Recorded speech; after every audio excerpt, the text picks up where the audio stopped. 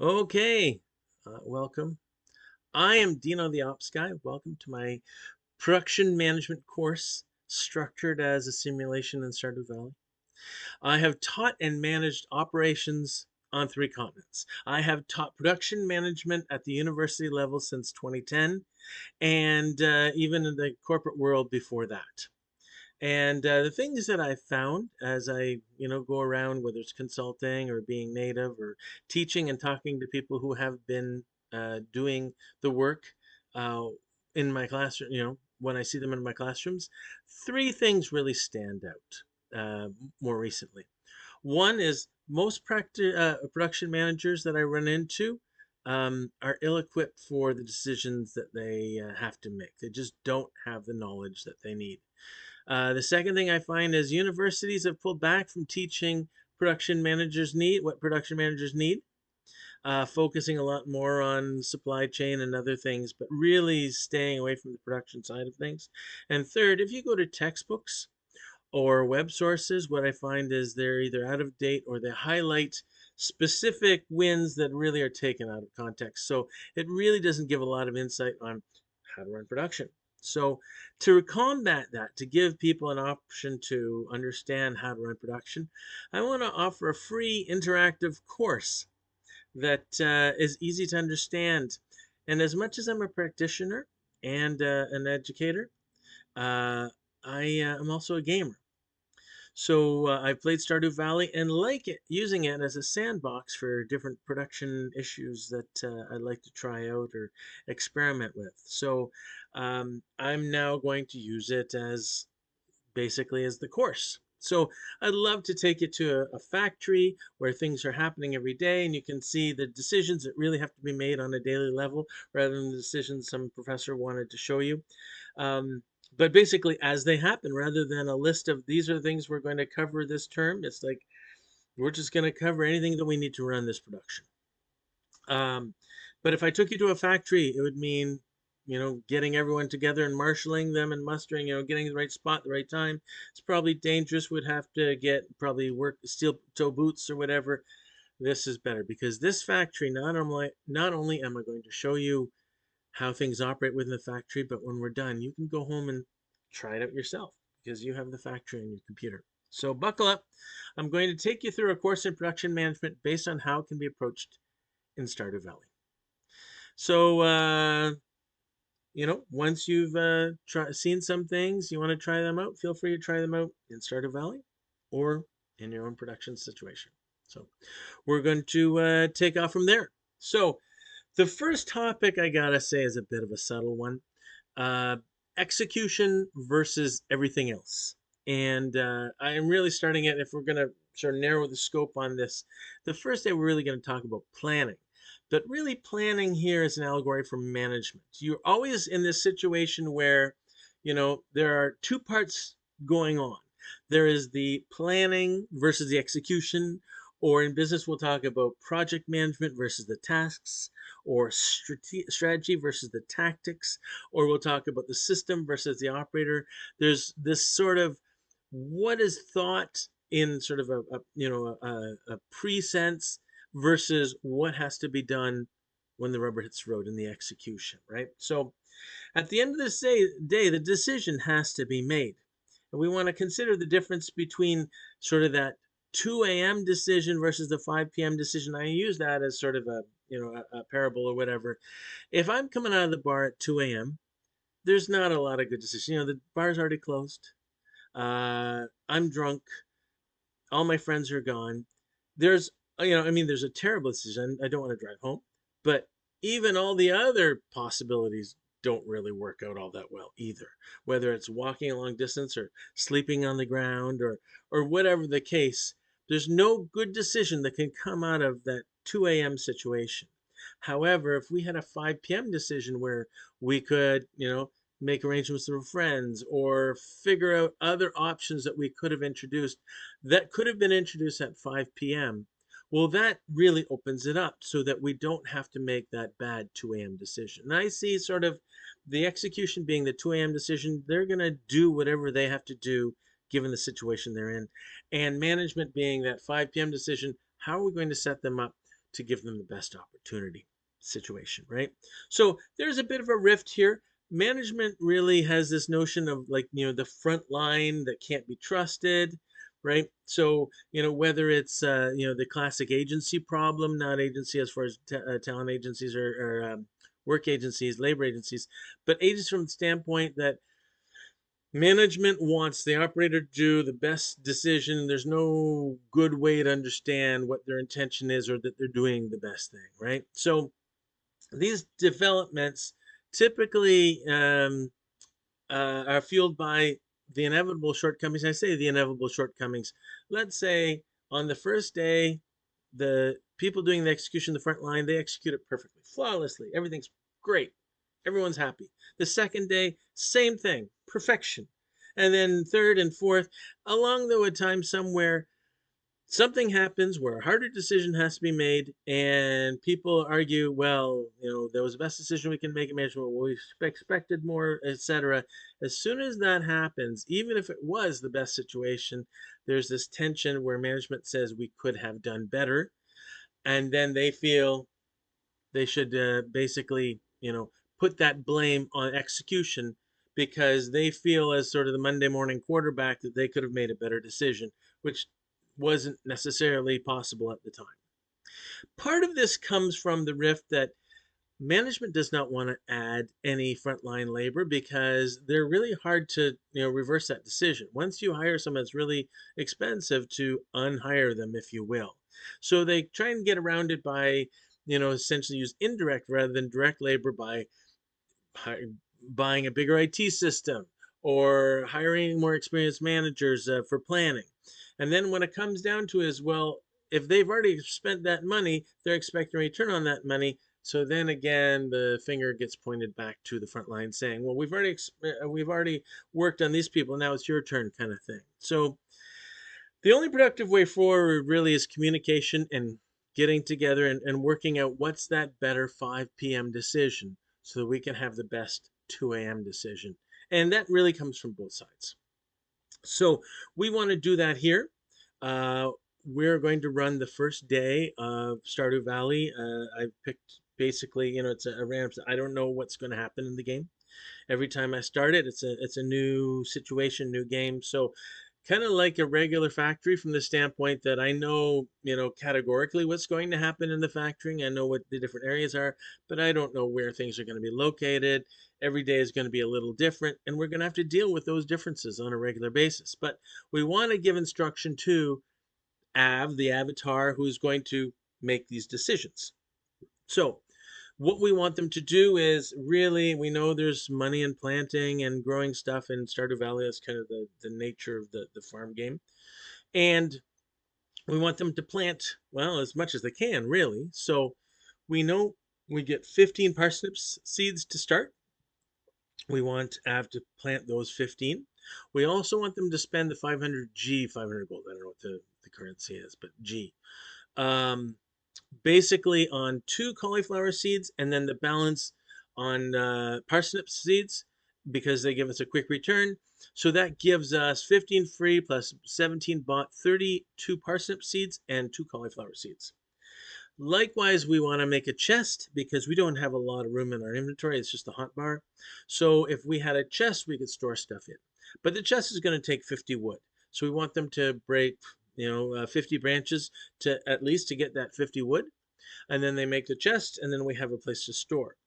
As well, on the third day, we want to get to level 1 foraging. So every time you pick up a forage item, that's going to be 7 forage experience points, or if it's a spring onion, that's going to be 3 experience points, or if you chop a branch, it's going to be 1 experience point, and there's other things along the way, but those are basically it.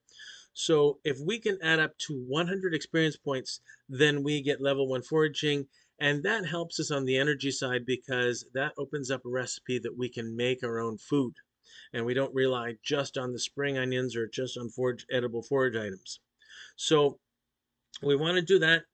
We want Av to essentially try and do this. We know that the biggest concern on the first day is going to be energy. We'll get into bottlenecks later on as to how we know that. But essentially, if they have to, or me if I'm Av, if I have to hoe 34 spots for just the plants we already know of, there's probably more if we get mixed seeds from the weeds. But that's going to be 68 units of energy just for the hoeing. There's another 68 units of energy for watering. So if we do 50 branches to make a chest, that's another 100 units of energy. We only have 270 available. We're already using up 236 units of O's energy, so it's going to be tight. If we get spring onions, hopefully we'll get lots of them.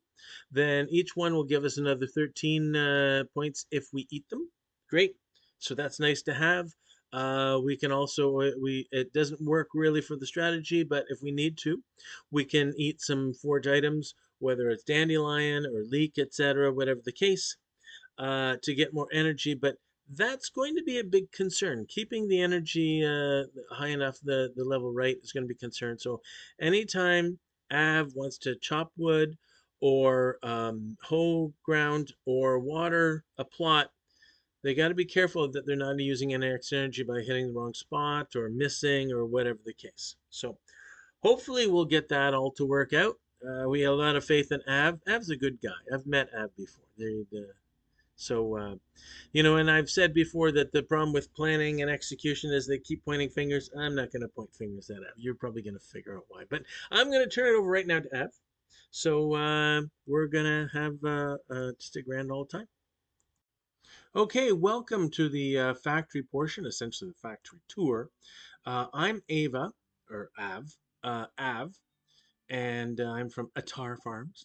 And I'm going to move the bed because it's easier to sleep there. And move the TV because every morning I'm going to check the TV. I've got my 15 parsnips that I've been given. Yay. Our objectives, according to the game, are basically to plant the seeds and to meet people. We're going to do certainly part of that. More importantly, the first thing we want to do here is clear up some space. So that does a couple things. First of all, it'll give us room so that we can move around because we can't walk over weeds. We have to cut them. And even grass slows us down. So moving grass and weeds are good.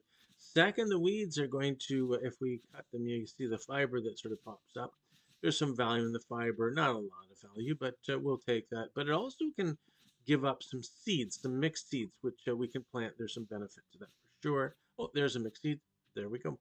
As well, especially when we're cutting the grass and the in that area, moving around. But as well, we're going to have room to plant stuff. So there's going to be a section in the middle we're trying to find that's convenient both for the house, like for the door, because we're going to go out there, but as well for the water so that we can refill our watering can fairly easily.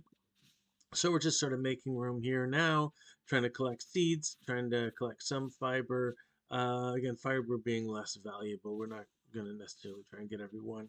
One of the interesting things about the fiber is I'm not worried about it on my farm because I don't want the weeds, or I guess not the fiber, the weeds, is that if I leave one or two behind, they tend to grow or sort of populate or multiply, whatever the case. So again, not on my farm, but as we get into cinder forests and other areas, sometimes I'll leave one behind just because I know it could be used to grow more for later. And the value of mixed seeds changes season to season. So certainly towards fall, they tend to be a little more valuable based on what they can grow. We'll get into some of those issues, or even on Ginger Island, it's a lot better. So I usually take this sort of east and then south path because if you go through the middle, you have to cut stones. You have to pickaxe some stones. One of the constraints we have is that there's not a lot of room on the toolbar because there's only 12 slots. So we don't want to pick up anything more than we need. So avoiding stones by taking this sort of east and then south passage helps. I didn't want to get too much wood early on, but the advantage of getting wood at least down here, first off, we need, oh, there's a forage item. That's going to be helpful. We do need branches, so we do need wood because we're trying to build the chest. But as well, if we eat wood before we see the spring onions, we will use energy on the wood and then get it back by eating spring onions. Then we don't have to carry the spring onions around with us. So that's kind of the plan. We didn't cut a lot of wood right away. We will, but we're going to come back basically get some wood here. Trying to make room on the energy side. So if we see a spring onion, rather than carry it around with us, we can just eat it. That would be kind of the plan. So not a ton. We use up 2 energy per piece of wood. As well, we're going to try and one of the things that we want to do. So we have a few objectives. One objective is to plant the parsnips that we get, as well as we're going to buy another 22 parsnips with the 500 gold that we're given, and we're going to buy 2 cauliflower, and that's going to make up the balance of the 500 gold. So, or 500 G, I'm assuming it's gold. So we're going to plant all those. We're going to try and plant all the mixed seeds that we get as well, with the energy, again, energy notwithstanding. We're also going to try and build a chest to make room for some. Oh, there's a spring in. I was hoping there was more, but okay, that's one. That's good. Sometimes you get like 0. That's terrible. Sometimes, so yeah, there's 4 spots here, and then there's one more little spot on the bottom of the stairs. Oh, good, there's 2 there. Okay, so we got total of 3, not a lot, but because we've chopped some wood, we can eat one at least. Oh, yeah, we probably shouldn't have eaten the second one.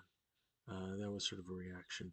But okay, so we're back up to 270. I don't know if we've lost any energy. If we have, it's not going to be a lot, but we're not going to eat the third, because if we eat the third, then we're not going to get any value for it, given that we're at max energy already. Oh, there's Haley. Okay, I want to say hi to Haley, but I don't want anything in my hands. So if you say hi to, engage with someone with something in your hand, you actually give it to them. And that, depending, it's great for giving a gift. We're not ready to give gifts yet. So I had to change that. We're going to see Marnie first, and as well, she usually comes down this path where these weeds are. So if she beats us here, then she's going to kick up all the weeds. So I'm glad we got there before she did, so that we can get at least some of the benefit of the fiber. One of the nice things about using a sty or cutting weeds is that we don't use any energy for it. So you can do it as much as you want, and it's kind of a freebie. Oh, hi, Leah. Leah's nice. And Caroline, we're going to say hi to Abigail. We're going to say hi to Pierre, too. But we got to go behind the counters to say hi to Pierre. Engaging him at the counter does actually not actually mean talking to him, which I think is a bit odd, but that's the way the game is going. So we're full. So I guess what we're going to do is get our 22 parsnip seeds so that we have enough 160 G for the 2 cauliflower. So we're going to make sure that we don't spend all our money, leave 160, 30, sorry, I said 20, I meant 32, 17 plus 15. And then we're going to go back with our full inventory. If we didn't have full inventory, then we can snoop around for more forage items, but our inventory is full. So we're going to go back, plant what we can, sort of dump some of the stuff at least, and then go back for the cauliflower before Pierre closes. So we're going to start hoeing spots. So I like this sort of triple that comes next to this tree. Eventually I'm going to get rid of the tree, but it's sort of a nice marker for me for now. It is central to the house. It is kind of central to the water. There's only so far we can go before we run into it. I shouldn't have done that spot, so we lost some energy for a spot we're not going to use. So you can see it's kind of cut in by those stones. So I do a second one over here, closer to the water. As well, I've sort of positioned them so that I can minimize the use of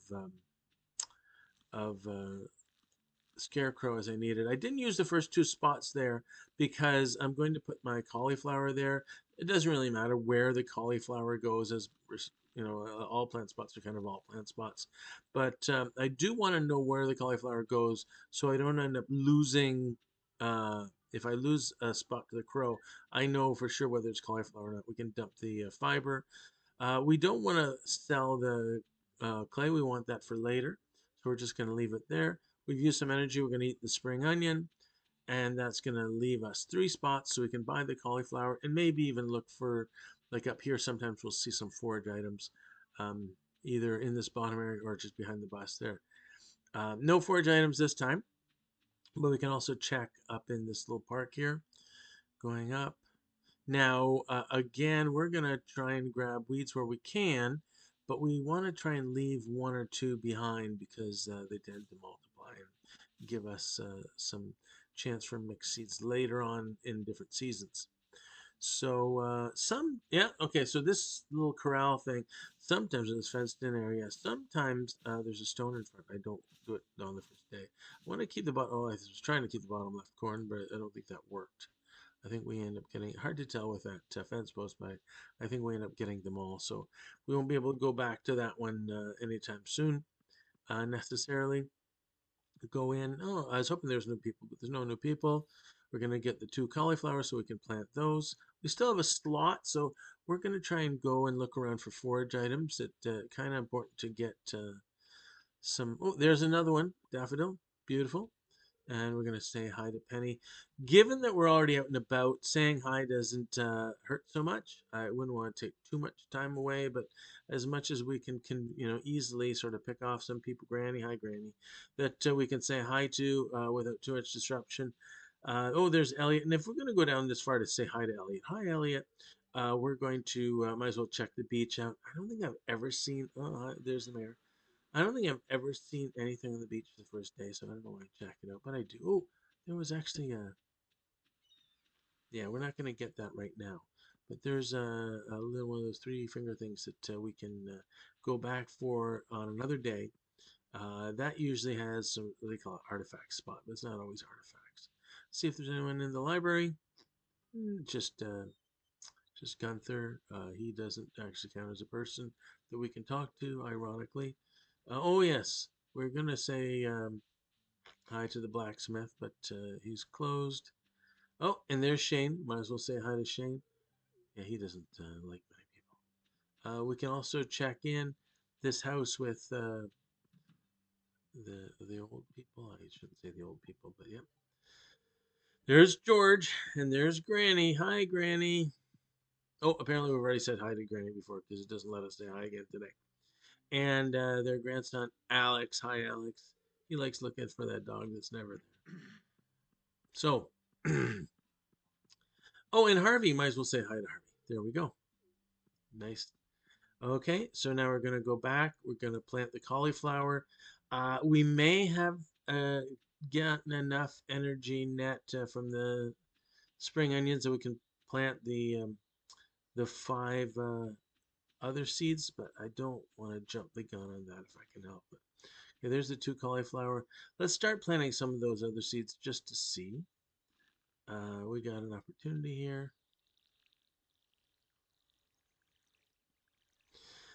Again, watering, we're going to use up 2 energy each water. We have 40 water in the watering can for charges, and then we have to refill the watering can for another 2 of energy. But it looks like we're going to be okay. It's 37 plus 1. We should be fine. Oh, we doubled that one. Doubled that one. Wow, I think we used them all up, so we might as well have gotten it. Good. Now we're going to collect wood. We're looking 50 is the magic number to make a chest. So we're going to get that. Along the way, if we see stuff that we can, cut weeds wise, we're going to, or grass wise, we're going to do that too. But the priority is really going to be on the wood. So each branch that we cut will cost us 2, I believe it's 2 energy. But we need, oh, we hit the tree instead. But we need 50 for sure. The advantage as well, each branch is going to give us 1 experience point. So each one of the foraging, we got 3 foraging, so that's going to be 7 each, 21 points just in the foraging. We had another 3 spring onions, so that's another 9. For 30, we're going to get 50 wood, so that's going to be 80, and then we still have to make up the difference with either wood or foraging if we can to get to 100, so we can get that magic sign that says we have stuff to sleep on, which means we'll wake up in the morning, we have foraging 1, and then we have a new source of food based on the seeds. You can see seeds in the ground, but you don't want to touch them today because they just disappear until you get foraging 1. So that's sort of a threshold we're trying to get to, which is very helpful on the energy side. So we have 41, 42, 43, another 7. Pick up this, another 6. Oh, go get it. 6. 5, 4, 3. Make sure I don't miss it. Yeah. And then we can cut through this stuff. So we need 3 more. There's 1. We need 2 more. Don't know where I can see. Oh, there's 1 there for sure. Is there another one that's convenient?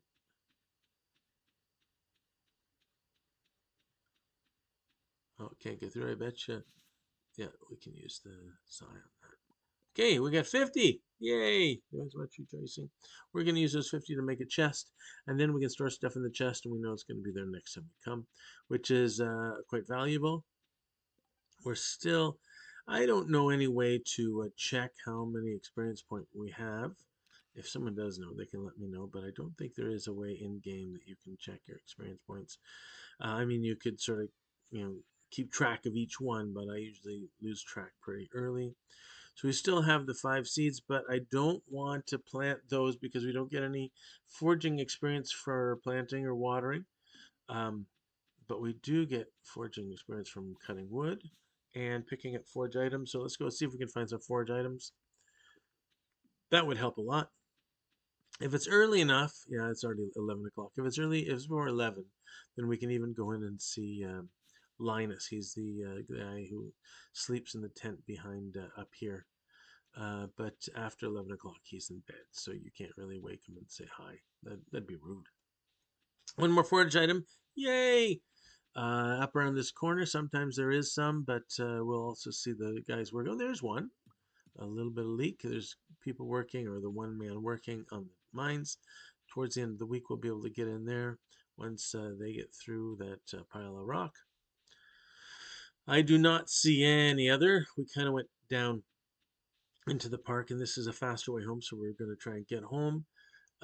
See if we can chop a couple branches of wood. We can chop full trees, but I forget what the ratio is as far as getting the energy versus experience points, etc.